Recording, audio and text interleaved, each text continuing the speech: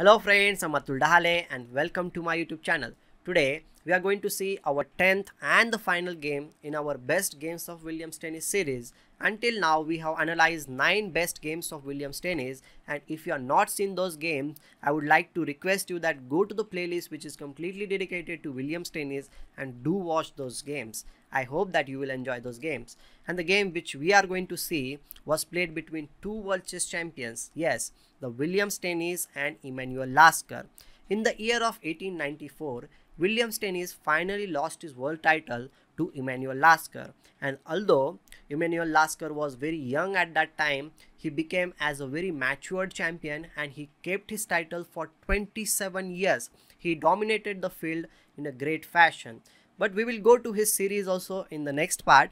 But what we are going to see is the greatness of our 59 years old champion, that is William Steinitz. In the year of 1896, there was a very great tournament happened between 4 masters of that time, that was Lasker, Steinitz, Chigorin and Pilsbury, to see who was the greatest player of that time. Emanuel Lasker obviously won the tournament, but there was one game in which our 59 years old William Steinitz dominated and crushed Emanuel Lasker. So without further delay, let's see how did he manage to beat the young and informed player Emanuel Lasker in a great strategic as well as tactical play. So the game started with d4, Emanuel Lasker was black here, William Steinitz was white, d5 was played, c4, e6, knight c3, knight f6, and here we know knight f3 and bishop g5 are very common moves. Even if you want to play bishop f4, first you play knight f3 and then bishop f4 now. But William Steinitz was the pioneer of many openings and he played bishop f4 in this position. Although we know this thing that here if black wants to take some initiative in the position, he should strike in the center with c5 move. And after e3, cd4, ed4, knight c6, he will solve his all problems. Even though he can play knight f3 also, that will not stop black from playing cd4, knight d4 and knight c6. The position will be similar and black will be fine in this position. But Lasker decided to play bishop e7 in this position and Steinitz played e3. Castling, everything was normal until this point.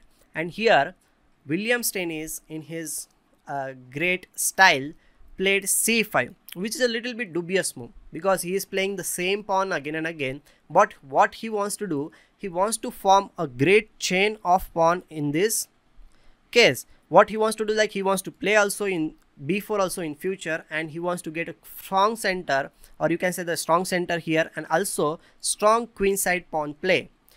Here if black wants to get some kind of a counter play, then he must play b6 in this position, trying to undermine the pawn structure.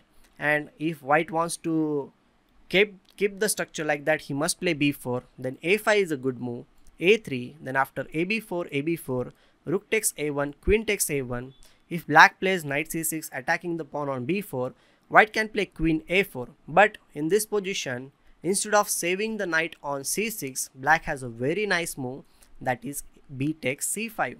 And after obviously b takes c5 you can play and the position will be equal.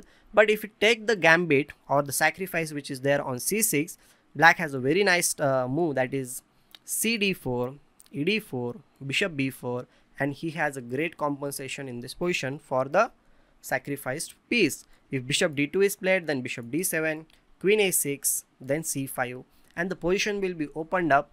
Plus white's pieces are yet to be developed on the king side and black is already having a great piece activity in this case. So obviously he did not go for this thing. He played knight e4 in this position, and here Steinitz saw his chance. He saw that he can capture on e4, and after d takes e4, the pawn on e4 will be little bit weak and he can attack that pawn with queen c2.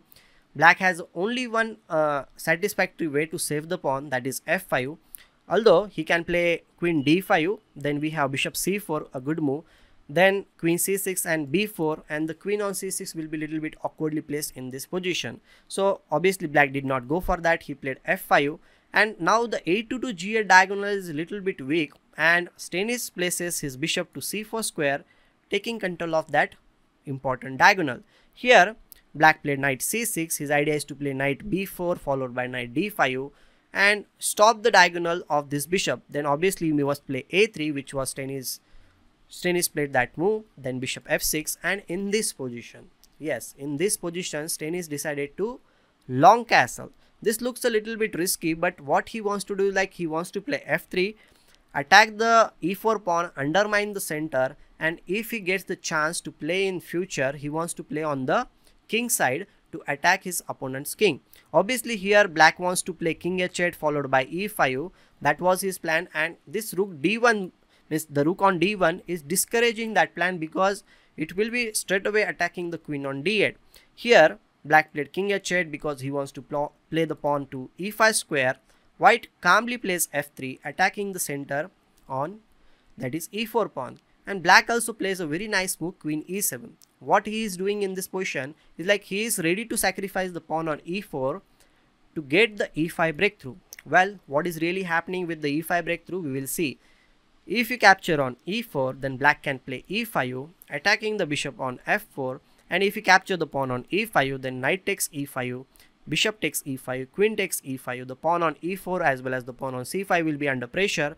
If you play bishop d3, then black can play f takes e4, bishop takes e4, and now he has rook e8, a very nice move. He is again giving up the pawn on h7, but even if you capture there, we have queen takes e3, king b1, and bishop e6 will play, and these two bishops will be very strong on this diagonal, and the king on b1 is much more unsafe than the king on h8 because black's pieces are pointing towards the white's king side.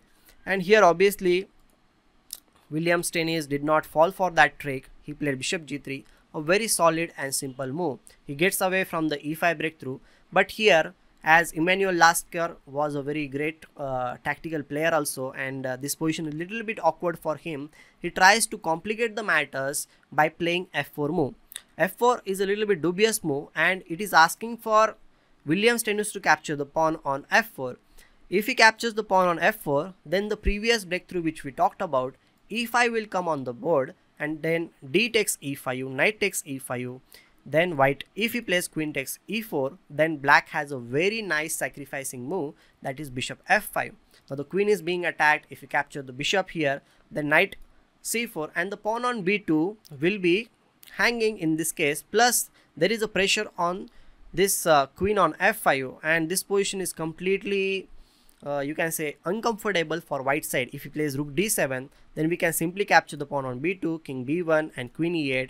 All these pieces, the queen on f5, the rook on d7, the pawn on a3, are very weak in this position, and obviously black will emerge as the victorious player in the current coming position. So here in the position which we were looking at after f4, William Steinitz played a positional piece sacrifice. He decides to give up the piece on g3 square and take the control of the center by capturing queen takes e4. This was a great surprise from him to Emanuel Lasker, who was not at all ready to take this kind of surprise, and he plays bishop takes, so f takes g3, then h takes g3. Now by sacrificing the bishop, what he has got is like, okay, two pawns are there, plus the rook's file is opened up, and his pawns in the center are ready to roll. If the pawns are advanced too fast in this position, then obviously black will be very cramped, because you can see the bishop on c8 is not yet developed, the rook on a8 is also not developed,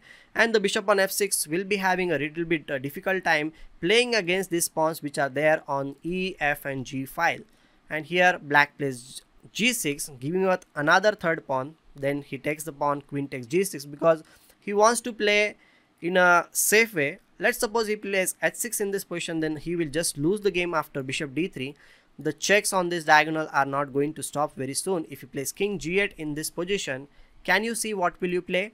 Well, if you play king g8 in this position, then we can simply give a check, king f7, and bishop g6 will be a check and mate. So he is not ready to play h6 also in this position. And let's suppose if you play g5, this kind of a move, then in his analysis, William Steinitz said like he is going to play f4, g4, then knight e2, followed by the rooks are very good on this h file, and if he plays bishop d7, then he has a very nice move, that is queen c2, followed by e4, e5 in the air, and the pawn on h7 is still a weakness in this position, and black is completely being cramped in this position. So he plays g6, giving up the pawn, which he happily takes, and now bishop d7. Then he plays f4. Rook f7 was played by black. Instead of rook f7, he could have played rook g8 and try to maintain the position as much as possible. This was the best defense from black side. Now here if you play queen e4, then black can play rook takes g3. Then here in this position, if you play knight e2, the rook will go back to g7 square, protecting the pawn on h7. The rook on a8 will also join the game, and we can say that black will have at least some play in this position to defend the position. Okay, obviously white can play rook h6 followed by rook d h1, and he will be putting pressure on h7 pawn, but black has defensible resources in this position. But he played rook f7, and now this position becomes a little bit difficult for black. We'll see why, because white has a nice move, that is g4. Rook g7 was played, but now this is little bit late, because what white wanted in this position he is going to get very easily after queen h6 move, rook g4 and bishop d3. He is going to attack the pawn on h7 with more pieces now. Rook g7 was played to protect the pawn on h7. Now knight f3, bringing the knight in the game. Once the knight comes in the game, the rook on d1 is also ready to come on h1 square, and this position is clearly better for white strategically, although he is one piece down in this position. Queen f7 was played. Now what will you play? Obviously, we must push the pawn on g file to undermine the pawn structure or the structure which is there on the king side. So g4 was played, and the pawns are rolling as I mentioned earlier. Rook a g8 was played. Now g5, bishop went to d8 square, and now it's time to bring our last piece in the game which is not playing, the rook on d1. So to bring the rook on d1 in the game, white calmly plays rook h2 with the idea of rook d h1, and then the position is going to collapse on h7 square. So here he plays rook g6, then queen h5, again he plays rook g7. Okay, he is waiting that okay, he might play queen h6 and he can repeat the move, but William Steinitz was very cool. He decided, okay, if you want to exchange the queens, but you are not going to survive for a long time. So he plays rook d h1 without fearing queen exchanges, because even if he's piece down, he can afford to exchange the queens, because these pieces on d8, d7, knight c6 are not at all participating in this game. And after rook h5, rook f8, rook takes h7, rook takes h7, rook takes h7 check, king g8. Here in this position, he captures the piece on d7, and he has recovered the piece also, and he is 2 pawns up. Black played rook f7, and to end the matter in a finishing way, or you can say the great way, here William Steinitz plays bishop c4. A very nice little touch, you can say tactical touch in this position, and Emanuel Lasker decided to resign, because if you play rook d7 in this position, then after bishop takes e6, king f8, then bishop takes d7, he is, you can say, 4 pawns up in this position, and this is clearly winning position for white. So this was a great way in which that time 59 years old William Steinitz used to play, and I really love this game. The way he played smoothly, he did not fall for his opponent's tricks which he was throwing at him. He kept his cool, captured the pawn in the center of the board, and then went on to win in a great style by tripling the major pieces on the h7, that h file. It was a really great strategical and tactical play by William Steinitz. I hope you enjoyed the game, and if you like this game, do subscribe to my channel also. If you are not subscribed, don't forget to like, share, and you can also support my channel by donating. Till that time, we will meet in the next great series of videos by some world chess champion. I will decide about it very soon. Till then, thank you for watching the video. Goodbye.